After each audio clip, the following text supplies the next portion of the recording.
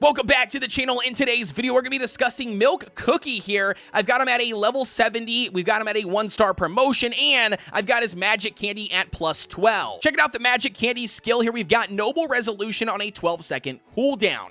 Stands at the front line, causing area damage and taunts the enemy, forcing them to attack himself. While the skill is active, Milk Cookie's Divine Milk Shield decreases incoming damage. While Milk Cookie is utilizing his skill, he will briefly become resistant to interrupting effects.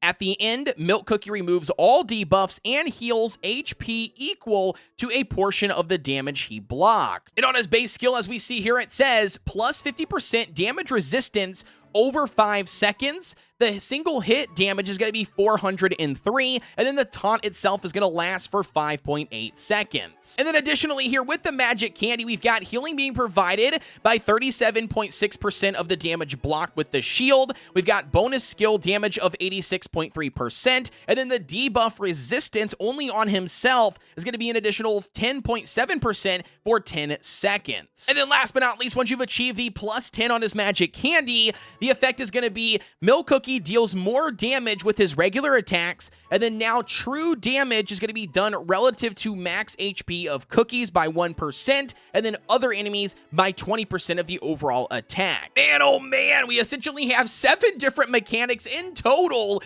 from his base skill, and now the magic candy for his overall skill. Absolutely insane. I'm very curious to see how good it actually is. Already diving into the overall topics here for Milk Cookie, we've got 2 different sets. We've got a full Swift Chocolate set.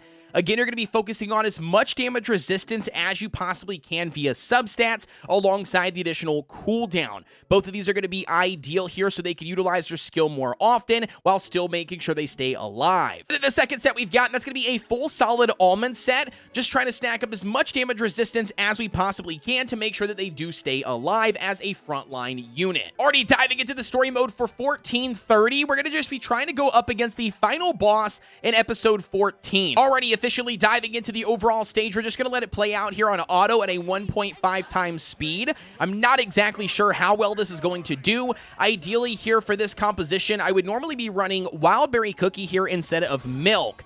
But because Milk does have the magic candy now at plus 10, I'm really hoping that between the cleanse, the healing, and then also the overall taunt buff, it will allow everybody to stay alive, including himself, to still get a 3-star clear here on a stage like 1430.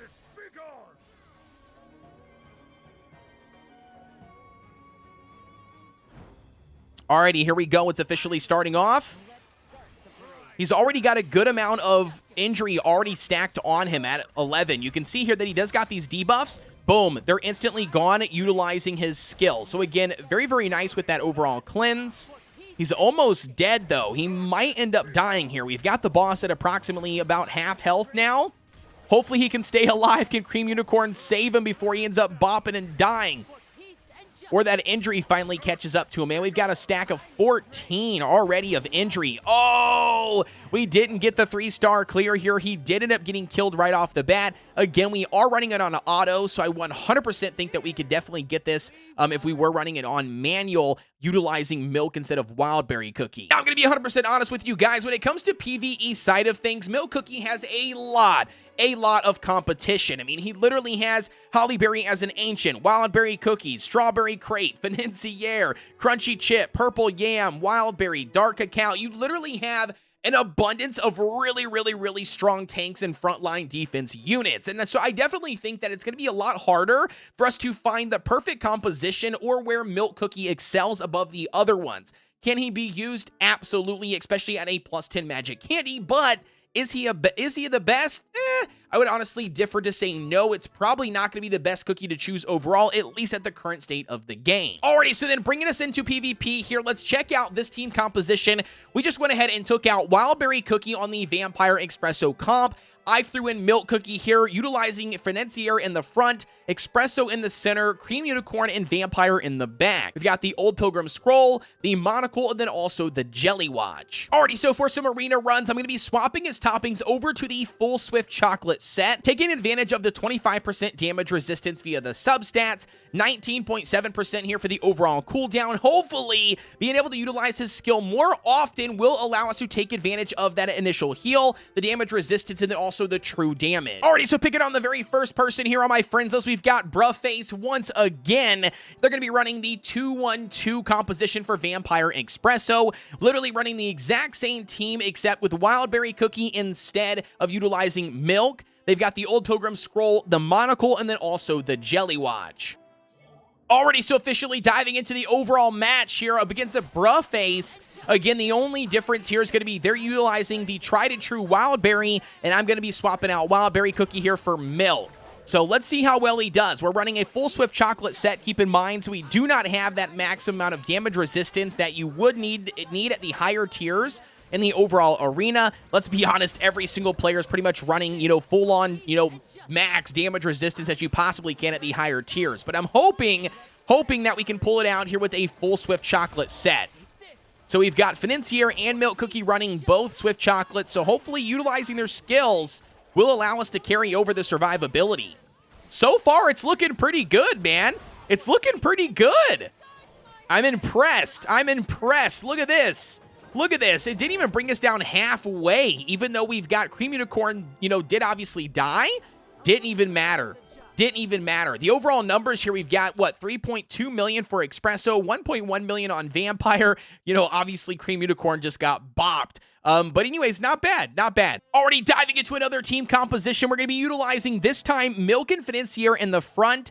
We've got Caramel Arrow and Sorbet in the center with Cream Unicorn in the rear. We've got the Old Pilgrim Scroll, the Robe this time, and then also the Jelly Watch. And as far as attack speed, we want the Robe buff going to Caramel Arrow and Cream Unicorn. Alrighty, now going up against Skyzy's here on my friends list, running a Vampire Espresso composition. I'm very curious to see utilizing Milk Cookie and Sorbet on the exact same team if we can obliterate their front line fast enough to hopefully get the win. So let's see what happens here. We got Caramel Arrow coming in clutch. Everybody's staying alive pretty good. And again, that's probably to be expected with running cooldown on Milk Cookie and Financier. Oh, we got obliterated. Obliterated here. This might not be a good run. Let's see what happens. See if we can pull it out. There's no way. No way, dude. The damage is just not enough. Not enough for their entire team. Let's see what happens here. Oh, can Caramel Arrow pull it out? No way. Caramel Arrow can still pull it out for the win, bro. Let's go. I'm impressed with that one. Not a very good team composition or a counter to this overall Vampire Espresso team. I did not expect us to get that overall win, but we pulled it out at the last second here. We've got 6.1 million on Caramel Arrow, 1.3 million for Sorbet, and 1.5 for Financier. Alrighty, so now that you guys have seen both interactions, we've got some PvP matches and PvE matches. I'm curious to know what your guys' thoughts are down below in the comment section. But to kind of just talk to you guys and be honest with you, I want to say there's a lot of testing that still needs to be done around Milk Cookie and finding out exactly where Milk fits in the overall meta, whether that's going to be PvP or PvE. When it comes to PvE, he's got a lot of competition with other really good solid tanks, and I think that's going to take a while for us to really strategize and find out where he's placed there. Same thing goes for PvP. Literally, everybody's running a Vampire Espresso composition, and there's just better choices to use in those frontline placements compared to somebody like Milk Cookie. So naturally, I think we got to do more testing before we really dive deep and tell you yes or no. But as of right now, I'm going to tell you guys, I would probably save your resources, invest in somebody else like Rye Cookie first, at least get their magic candy to +10, because they are going to be way more valuable and you're going to see a lot more utility come from Rye Cookie, at least currently at the state of the game. Don't forget to like, comment, and subscribe here on the channel for everything Cookie Run Kingdom related, as I discover more information about Milk Cookie through various sources of testing and different meta shifts and everything like that. I'll be sure to bring you guys another updated video. With that being said though, guys, as always, I'll see ya on the next one.